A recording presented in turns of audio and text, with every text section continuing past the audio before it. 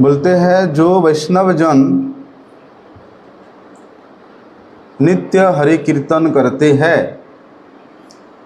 हरि संकीर्तन करते हैं, उनके सेवा से विमुख होकर के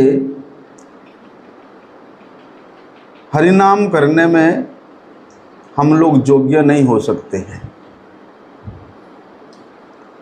किस प्रकार से?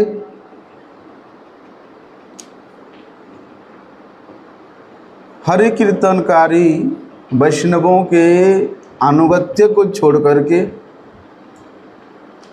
उनके सेवा को छोड़ करके केवल अर्चन करने से या अन्यान्य सेवा करने से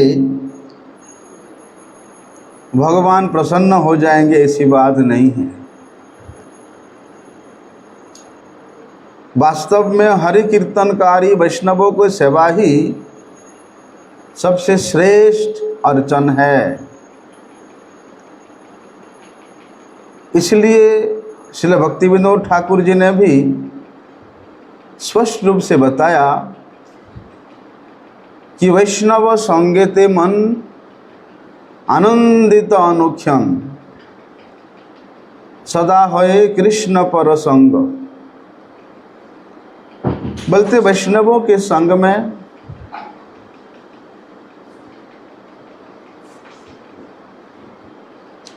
परमानंद की प्राप्त होती है, मन हमेशा शांत रहता है, मन में हमेशा एक आनंद का उद्वेग उत्पन्न होता है। क्यों? क्योंकि वैष्णवों का संग मतलब एक ही अर्थ है, हरि कीर्तन, कृष्ण पर संग, श्री कृष्ण के विषय में वार्तालाप, श्री कृष्ण के विषय में चर्चा, श्री कृष्ण के मधुर नाम का संकीर्तन ही एकमात्र उद्देश्य होता है वैष्णव संग, साधु संग। इसलिए जो वैष्णवों के संग में वास्तव में मन में परम शांति की प्राप्ति होती है, ऐसे वैष्णवों के सेवा जाकर के वास्तव में हमारा परम मंगल साधित तो होगा। और जहाँ तक मठवासियों के लिए कर्तव्य की बात है कि भैया मठवासीगण श्रीमद् भागवत का पाठ करना उनका नित्य कर्तव्य है। नित्य प्रति श्रीमद् भाग पठन करना, श्रवण करना, यह प्रत्येक मठवासी का परम कर्तव्य है। यदि मठ में वास करके वैष्णवों के मुख से श्रीमद् भागवत का श्रवण नहीं किया, श्रीमद् भागवत का पठन नहीं किया, तो उसका मठवास जीवन का कोई विशेष उसका कोई मूल्य नहीं है।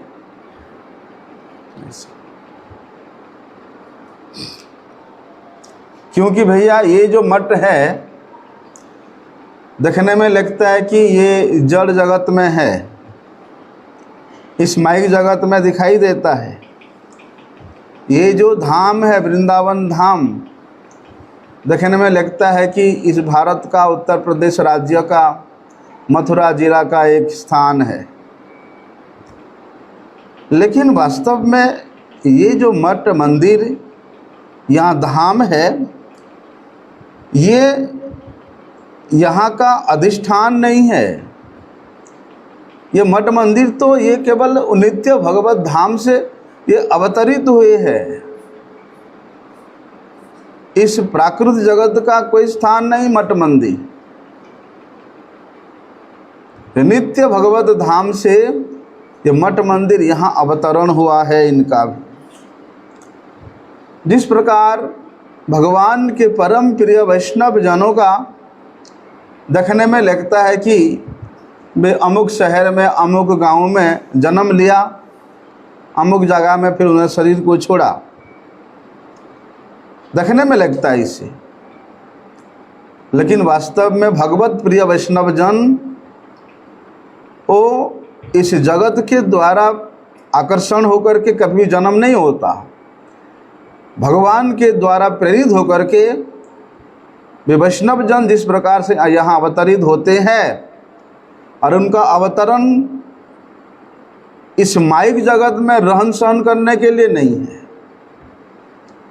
उनका अवतरण बोलते उस अवतरित स्थान मठ मंदिर में ही उनका रहना, उनका वास करना, उनका लीला करना, उनका आचरण करना स्थान बन जाता है।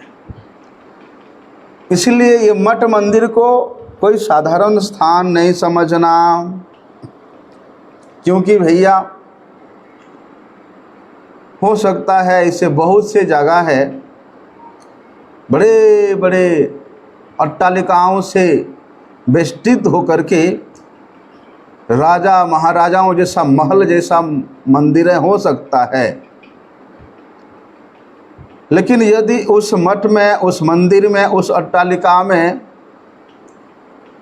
भगवत प्रिय वैष्णव जनों का निवास नहीं है, भगवत अभिन्न भगवत नाम संकीर्तन का व्यवस्था नहीं है, भगवत स्वरूप श्रीमद् भागवत के वहाँ पर चर्चा नहीं है, तो वे बड़े बड़े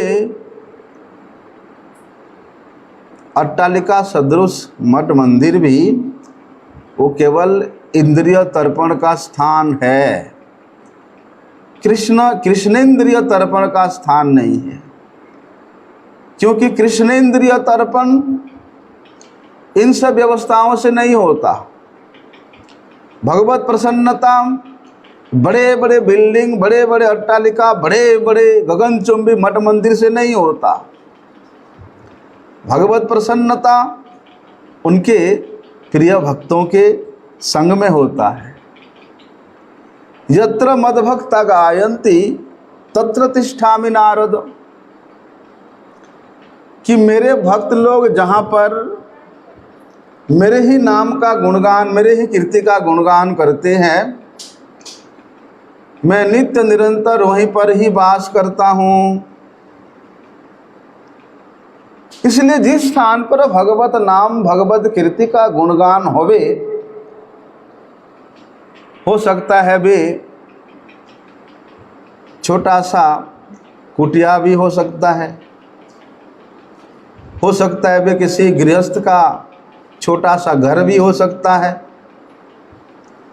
बोलते वही स्थान भगवान को अत्यंत प्रिय है, वही स्थान भगवत निवास का अति सुयोग्य स्थान है। ऐसा इसलिए ये कर्तव्य है कि प्रत्येक मठवासी को भागवत श्रवण करना चाहिए, भागवत पाठ करना चाहिए, संतों की संग में हरिनाम संकीर्तन करना चाहिए।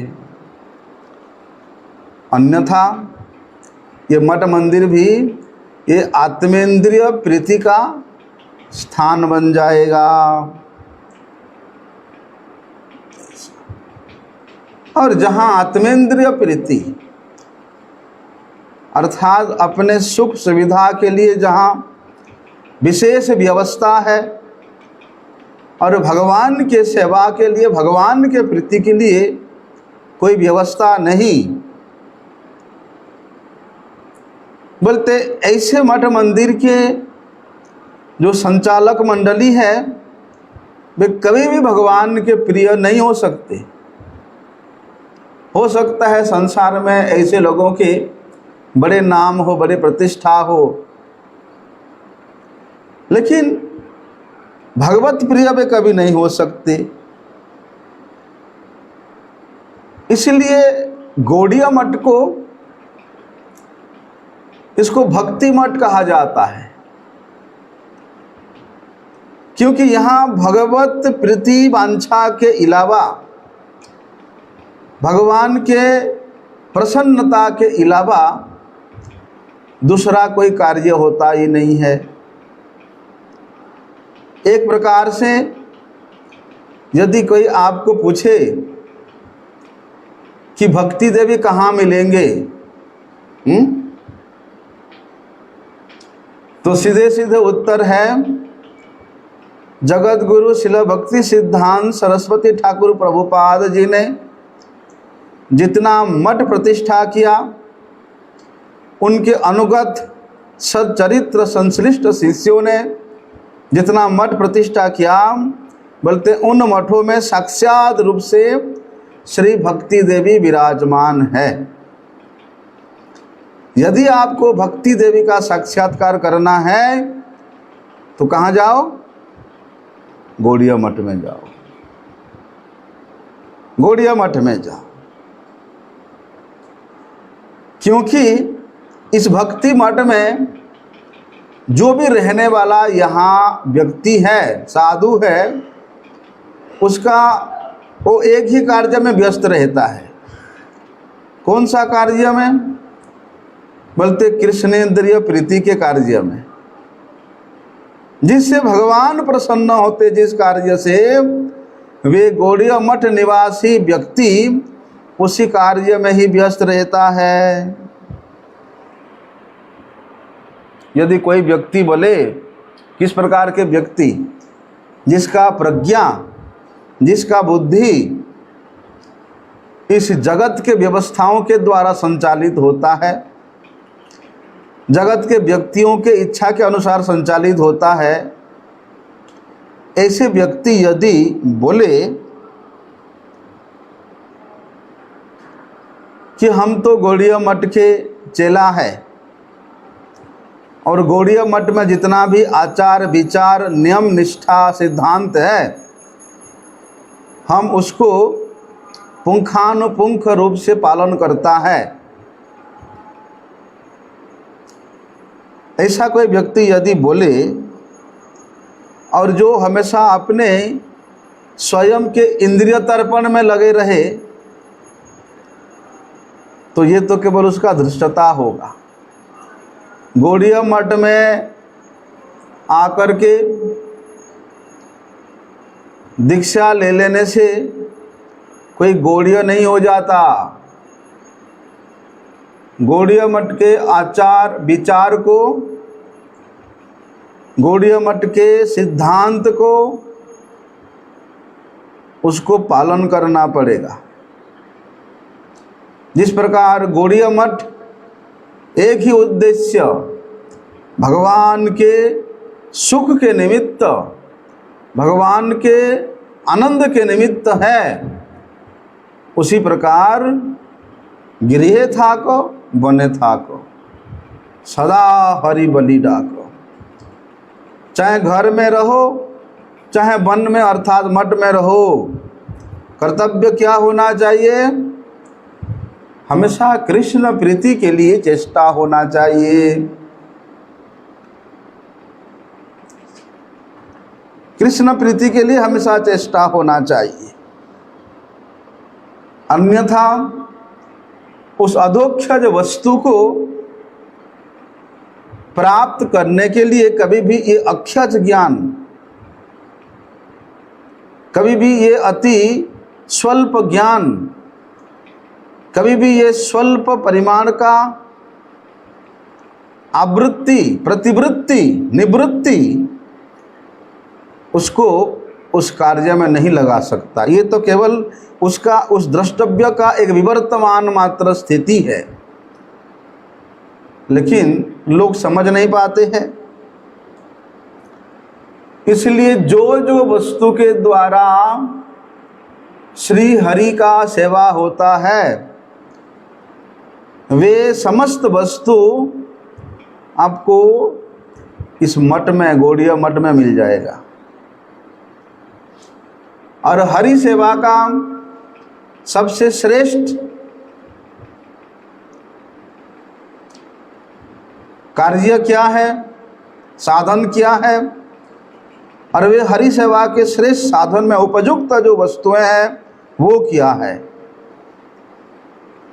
इसको हम लोगों को जानना चाहिए। हरि सेवा के लिए ना तो सोने का सिंहासन की आवश्यकता है, ना सोने की थाली कटोरी गिलास की आवश्यकता है।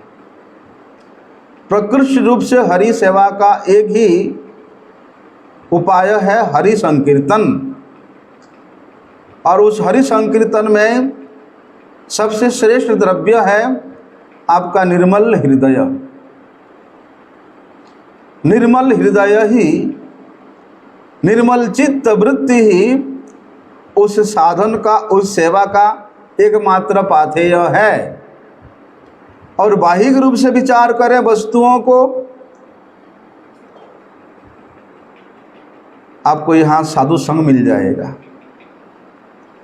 उन साधु संग में आपको नाम संकीर्तन करने का सुयोग मिलेगा, भगवत कथा श्रवण करने का सुयोग मिलेगा, और निमित्त मात्र के रूप में यहाँ करताल, मृदंग और हमारे आचार्य गणों के द्वारा रचित अनगिनत भक्तिपूरित श्रद्धा भावपूरित भजन भी यहीं पर ही मिलेगा। इसलिए सभी प्रकार के वस्तु जो कि श्री कृष्ण को प्रसन्न करने का पाथेय है, वो आपको गौड़ीय मठ में अवश्य निश्चिंत रूप से मिल जाएगा।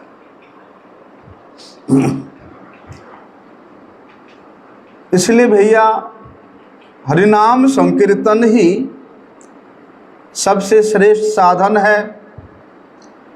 हरिनाम संकीर्तन ही श्रेष्ठ साध्य वस्तु भी है। इसलिए जगत गुरु शिला भक्ति सिद्धांत सरस्वती ठाकुर प्रभुपाद जी स्पष्ट भाषा में बोलते हैं कि भैया जब तक मठवासी वैष्णवों का सेवा नहीं करोगे तब तक श्री नाम में अधिकार प्राप्त नहीं होगा। क्योंकि वे नाम प्रभु उन नाम उच्चारणकारी, नाम संकीर्तनकारी मठवासी वैष्णवों के अधीन है। इसलिए उनके अनुगत्य में, उनके सेवा करके प्रसन्न करके ही बोलते से नाम में अधिकार प्राप्त होता है। क्योंकि भैया वो मठवासीगण अपने सर्व इंद्रियों के द्वारा क्या करते हैं? हरि सेवा करते हैं, हरि भजन करते हैं, हरि नाम करते हैं। हरि सेवा के व्यतीत, हरि भजन के व्यतीत उनका दूसरा कोई कार्य है ही नहीं, दूसरा कोई कृत्य है ही नहीं। जिन लोगों का हरिजन है, जागतिक भाषा में ये शब्द तो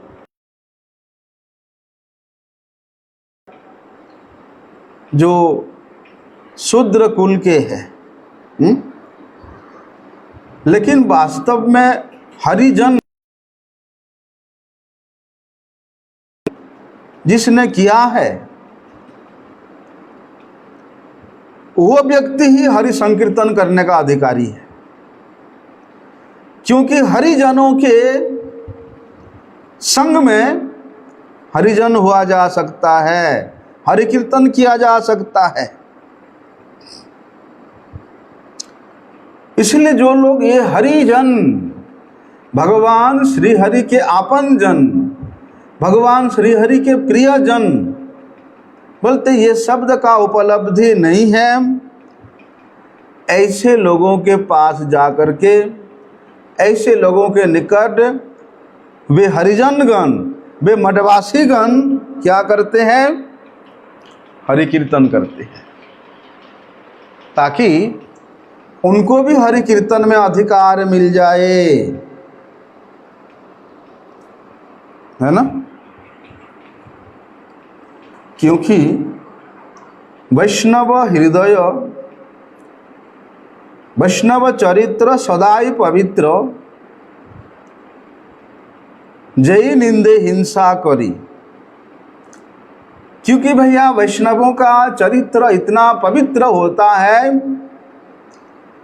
कि वे इस जगत के कल्याण चाहते हैं, जगत के जीवों का कल्याण चाहते हैं। इसी उद्देश्य से वे जगत के जीवों को वे हरि कीर्तन सुनाते हैं, हरि कथा सुनाते हैं। लेकिन बोलते हैं जो लोग गृहस्थ है, गृहस्थ भी ऐसा ना समझे कि भैया हम तो गृहस्थ है, घर के जंजाल में फंसे हुए हैं। इस प्रकार का विचार करना उसके लिए कर्तव्य नहीं है। गृहस्थ व्यक्ति भी यदि हरि भजन के द्वारा, हरि सेवन के द्वारा, वैष्णव सेवा के द्वारा वे अपने घर के स्थिति को, जो कि उसके आँखों के सामने एक बंधन का कारण, एक क्लेश का निमित्त और एक आसक्ति का एकमात्र उद्देश्य के रूप में प्रतिफलित होता है, उसको भी वे गृहस्थ व्यक्ति हरि भजन के द्वारा अपने घर में गोलोक की स्थिति को प्राप्त कर सकता है। किस प्रकार से? श्रील भक्तिविनोद ठाकुर जी बताते हैं कि जे दिन गृहे भजन देखी, गृहे ते गोलोक भाई। कि भैया जिस दिन अपने परिवार के सभी लोगों को हरि संकीर्तन करते हुए देखा जाएगा, हरि सेवा में संलग्न देखा जाएगा, उसी दिन वे गृहस्थ का घर घर नहीं रहेगा, वे वैकुंठ हो जाएगा, गोलोक। इसलिए घर में जो भी व्यक्तिगण है या जो वस्तुएं हैं, उसको अपनी भोग विलास का वस्तु नहीं मान करके श्री कृष्ण के सेवा के उपकरण मानने से, श्री कृष्ण के सेवा के निमित्त मानने से बोलते हैं उसका स्वयं का मंगल तो होगा ही होगा, बोलते घर के वस्तुओं का, व्यक्तियों का ही मंगल हो जाएगा। जिस प्रकार एक मठवासी वैष्णव शरीर के द्वारा, मन के द्वारा, वाणी के द्वारा नित्य निरंतर भगवत सेवा में नियोजित रहता है, उसी प्रकार एक गृहस्थ व्यक्ति भी ये विचार कर सकता है कि इस घर का मालिक तो स्वयं भगवान है, लेकिन भगवान ने इस घर को परिचालना करने का दायित्व मुझे, मेरे ऊपर सौंपा है। इसलिए ये घर के जितने भी व्यक्ति वस्तु हैं, उसको भगवान के सेवा के निमित्त उपयोग करना ही मेरा कर्तव्य हो जाता है। तो जिस दिन वही गृही व्यक्ति परिवार के सभी जनों को भगवत सेवा में, भगवत भजन में नियोजित करता है, वास्तव में उसी दिन उसका घर इस क्लेश युक्त संसार का नहीं रह जाता, वो भी एक प्रकार से मंदिर बन जाता है। वहाँ भी गोलोक का अवतरण हो जाता है, क्योंकि जहाँ पर कृष्णेंद्रिय प्रीतिवांछा के लिए प्रत्येक चेष्टा, वहीं पर ही मठ है, वहीं पर ही मंदिर है, वहीं पर ही गोलोक है, वहीं पर ही वैकुंठ है। लेकिन कहते हैं यदि हम लोग अपने इंद्रियों को इंद्रिय अधिपति भगवान ऋषिकेश के सेवा में नियोजित नहीं करके इस संसार के व्यक्ति वस्तुओं को खुश करने में लगा देते हैं, नियुक्त कर देते हैं, ऐसी अवस्था में फिर भगवान के नाम का क्या महिमा है, हरिनाम संकीर्तन करने का जो अधिकार है उसको प्राप्त नहीं होता है। इसलिए जगत गुरु शिला भक्ति सिद्धांत सरस्वती ठाकुर प्रभुपाद जी कहते हैं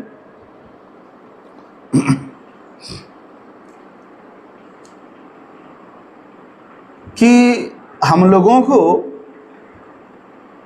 नाम में अधिकार प्रदान करने के लिए, नाम प्रभु का सेवा में योग्यता प्रदान करने के लिए या नाम परायण होने के लिए हमारे गुरुजनों ने हम लोगों को श्री राधा गोविंद जी के सेवा में नियोजित करते हैं। इसलिए भगवान के सेवा आप शरीर के द्वारा भी, मन के द्वारा भी, वाणी के द्वारा भी कर सकते हैं। प्राणैर अर्थे धिया वाचा श्रेय आचरणम सदा। एकमात्र श्रेय वस्तु, श्रेष्ठ वस्तु भगवान श्री हरि के सेवा में नियोजित करने मात्र से अपनी इंद्रियों को वहाँ पर हरिनाम संकीर्तन करने का अधिकार प्राप्त होता है। इसलिए श्री गुरुपाद पद्म वैष्णव जन हम लोगों को मठ में सेवा प्रदान करते हैं। जो लोग निकम्मा होकर के मठ में रहते हुए भी 9 बजे तक सोते रहेंगे, मंगल आरती में सुबह से लेकर रात्रि पर्यंत जितने भी भक्ति के अनुष्ठान की क्रिया होता है, बोलते उन सभी क्रियाओं में प्रत्येक मठवासी को योगदान देना चाहिए, तब जाकर के हरिनाम संकीर्तन करने का अधिकार प्राप्त होगा। श्री गुरुपाद पद्म योग्यता प्रदान करने के लिए हम लोगों को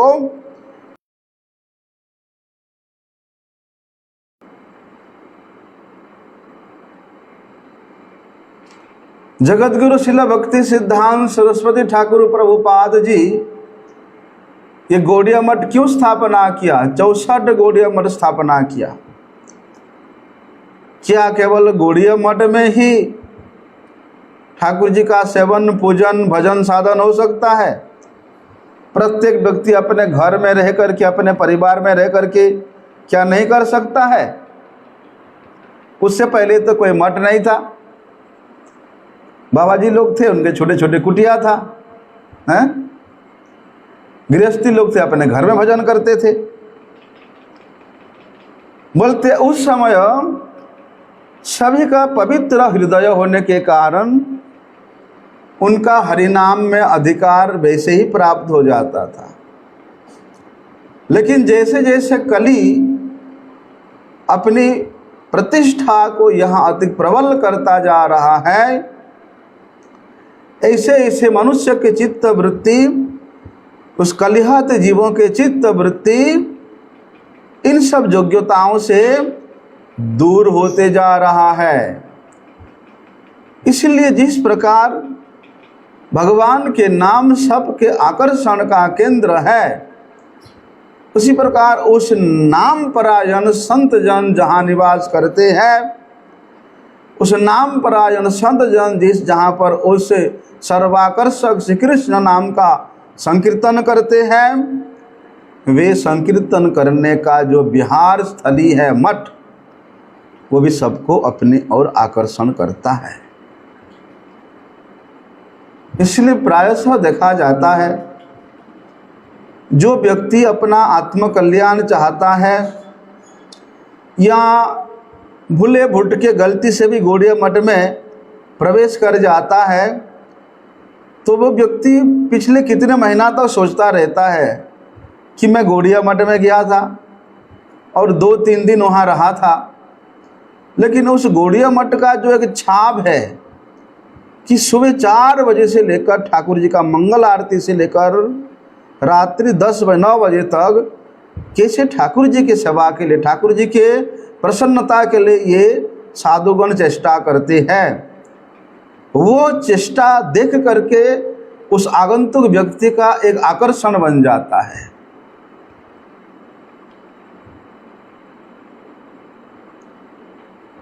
इसलिए विशेष रूप से मठ मंदिर का या मठ मंदिर में रहने वाले जो संतों का ऐसा स्पष्ट आचरण होना चाहिए। नहीं तो भैया मठ मंदिर में अभी सभी लोग ठाकुर जी को, भगवान गौर सुंदर को अपनी भोग की वस्तु के रूप में ग्रहण करेंगे, अपने स्वार्थ के निमित्त व्यवहार करेंगे। हैं? ना जी उस शहर में यदि हम इतना बड़ा मठ बनाएंगे, इतना बड़ा सेंटर बनाएंगे, तो वहाँ बड़े धनी धनी व्यक्ति है और सभी लोग आकर्षित होंगे। हैं? तो वे इस प्रकार के उद्देश्य लेकर के यदि मठ मंदिर का निर्माण होता है तो वहाँ पर ना वे लोगों का कल्याण होता है, ना वहाँ आने वाले लोगों का कल्याण होता है। इसलिए जगत गुरु श्रील प्रभुपाद जी का निर्देश क्या है? भगवत संबंध में संबंधित होकर के जीव को जो दिव्य ज्ञान की प्राप्ति होता है, उस दिव्य ज्ञान के आलोक के द्वारा इस जगत के जीवों को आलोकित करने का जो माध्यम है वो है गौड़ीय मठ। और इस कली युग में वे दिव्य ज्ञान प्राप्त करने का एक ही साधन है हरिनाम संकीर्तन। हरिनाम संकीर्तन ही सबसे श्रेष्ठ साधन है। भगवत संबंध में संबंधित होने के बाद उसका क्या अभिधेय बन जाता है, उसका क्या कर्तव्य बन जाता है, वो अनुभव होता है। कैसे? जब हम वास्तविक साधुओं का संग करेंगे, वास्तविक महात्माओं का सेवन करेंगे, सेवा करेंगे। नहीं तो भैया जितना भी उसको ज्ञान प्रदान कर लो, वो व्यक्ति तो यही सोचेगा कि ये संसार के जितने भी अच्छे अच्छे वस्तु हैं सब मेरे ही भोग का विषय है। सर्वनाश। यदि ऐसा विचार आया तो उसका गुरुपदाश्रय करना, उसका मठ मंदिर में वास करना सब व्यर्थ हो जाता है। जैसे संसार के लोग आय और व्यय में, आमदनी और रफ्तानी में लगा रहते हैं।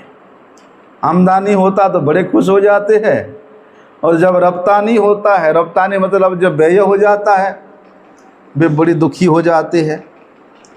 अब भैया संसार के लोगों के साथ आमदनी रफ्तानी करोगे तो वहाँ तो सुख तो देखने मात्र का है, वहाँ दुख ही होता है, कष्ट ही होता है। लेकिन भगवान के दासों के साथ, भगवत दासों के साथ जो आदान प्रदान है,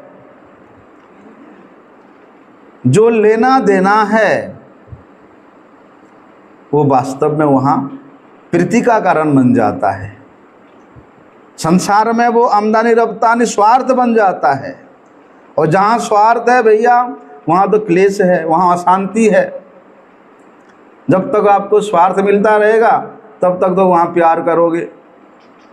स्वार्थ सिद्धि हो जाएगा, लात मार दोगे, जा रोड में तो कुछ भी कर, मुझे लेना देना नहीं है। लेकिन यही आदान प्रदान यदि भगवत दास गणों के साथ, भगवान के भक्तों के साथ हम लोग करते हैं तो वही वस्तु यहाँ प्रीति का कारण बन जाता है। ददाति प्रतिगृह्णाति गुह्यम अच्छाति पुच्छाति भुंक्ते भुजयते चैव षड्विधम प्रीति लक्षणम। ये प्रीति का, प्रेम का कारण बन जाता है। वास्तव में वे बनिया समाज, वे बनिक समाज जो कि हमेशा अपने प्रॉफिट देखता है, दूसरे का नुकसान हो जाए कोई लेना देना नहीं, जो हमेशा अपना स्वार्थ देखता है, वे ही बनिक है, वे ही बनिया है।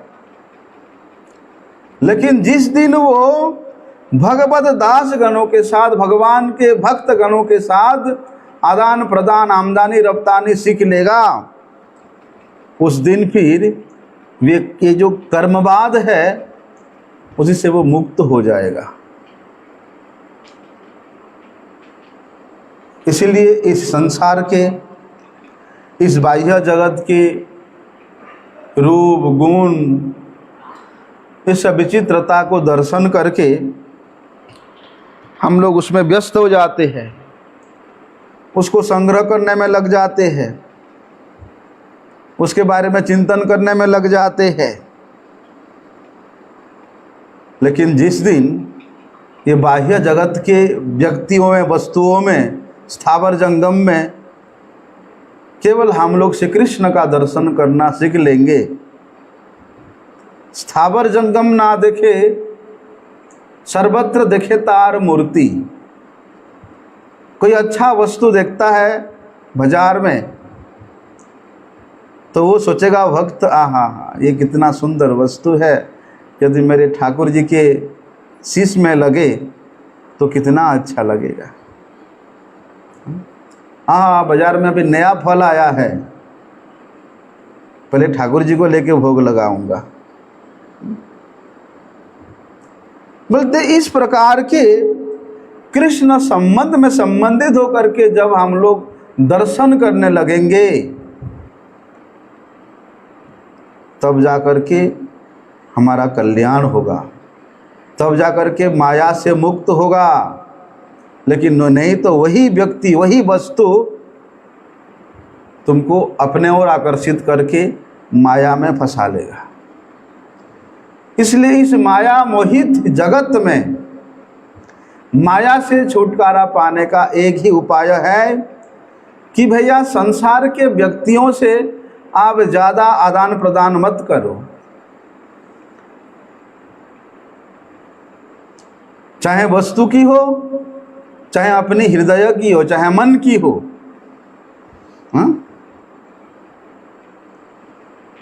यदि संसार के व्यक्तियों के प्रति ज़्यादा से ज़्यादा आदान प्रदान करेंगे तो वे माया हमको अपनी आयत में ले लेगा।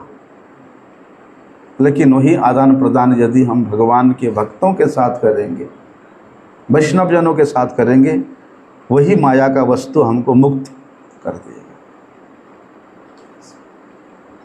इसलिए हरिनाम संकीर्तन ऐसे संतों के, ऐसे वैष्णवों के, ऐसे भगवत पार्षदों के सेवा से ही अधिकार प्रदान करते हैं। छाड़िया वैष्णव सेवा निस्तार पेछे केवा।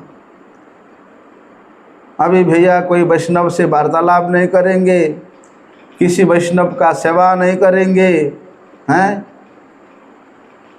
और अपने आप माला लेके बैठ जाएंगे हैं, अपने आप पूजा करने लगेंगे, उसमें अधिकार प्राप्त नहीं होता है। इसलिए प्रीति तद वसस्य स्थान है। भगवान का वासस्थान कहाँ है?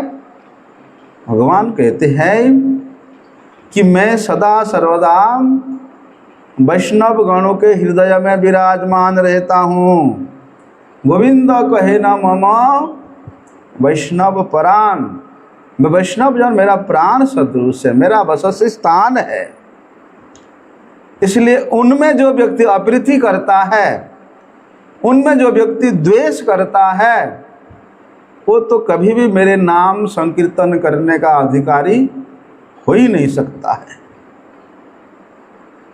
यदि हम लोग अपने अपने दिमाग में, बुद्धि में विचार करें कि वो वैष्णव है, वो अवैष्णव है, उसमें उस प्रकार का दोष है, उसमें उस प्रकार का गुण है, यदि अपने स्वल्प बुद्धि से हम लोग इस वैष्णवों के बाह्य की क्रिया को देख करके उनसे द्वेष करने लगेंगे, क्योंकि बताया है वैष्णव शरीर अप्राकृत सदा। स्वभाव से हो सकता है किसी किसी वैष्णव का, किसी किसी भक्तों का जो स्वाभाविक उनका अवगुण है वो रहता है, क्योंकि उसका स्वभाव है। जैसे गंगा जी में भी, गंगा तो परम पवित्र है, गंगा में भी कभी कभी बुदबुद होता है, फैन होता है ना? तो क्या गंगा अपवित्र हो गया?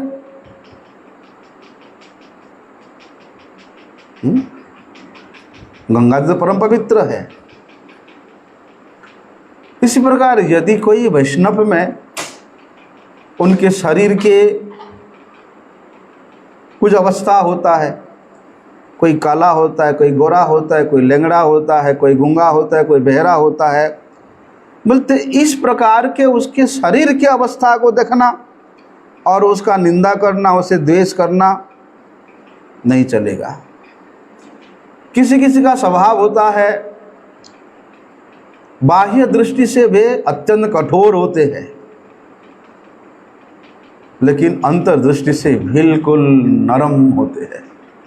लेकिन उनके बाह्य व्यवहार को देख करके यदि हम लोग उनसे द्वेष करने लगे, निंदा करने लगेंगे तो नहीं चलेगा। बोलते वे वैष्णव जनों की सेवा में अपने आप को लगाना पड़ेगा। हो सकता है वे उस प्रकार कठोर इसलिए है कि उनके कठोरता से हम लोगों को शिक्षा मिलता है, हैं? उनके डांट से हमें शिक्षा मिलता है। लेकिन भैया कोई वैष्णव किसी को डांट करके कुछ सिखाना चाहे, आजकल तो उल्टा डांट दे देते हैं बच्चे लोग। एक श्रेष्ठ वैष्णव किसी को कुछ शिक्षा दिया, थोड़ा सा क्रोध प्रकाशित किया उसको सुधारने के लिए, तो उनके पास जाना छोड़ देते हैं, बातें करना छोड़ देते हैं और सोचते हैं कि ये मेरा परम शत्रु है। छल में, बल में, कौशल में किसी प्रकार से इसको यहाँ से हटाना है। जिस दिन इस प्रकार का दुर्भाव मठ मंदिर में रहते हुए उस मठवासी के हृदय में आ जाता है, बोलते वे कभी मठवासी है ही नहीं। जिस मठवासी के विषय में श्रील प्रभुपाद जी बता रहे हैं, जिस मठ के विषय में श्रील प्रभुपाद जी बता रहे हैं, जहां तो भैया नित्य निरंतर एक ही उद्देश्य से सब रहते हैं, कृष्ण सेवा के उद्देश्य से, कृष्ण इंद्रिय प्रीतिवांछा के उद्देश्य से उनका इस मठ में रहना होता है, मठ जापन करना, जीवन जापन करना होता है। इसलिए हरिनाम संकीर्तन ऐसे वैष्णवों के सेवा के द्वारा ही प्राप्त होता है। आगे का विषय कल से वंशा कृपा सिंधुभ्यैव च पतितानां पावनेभ्यो।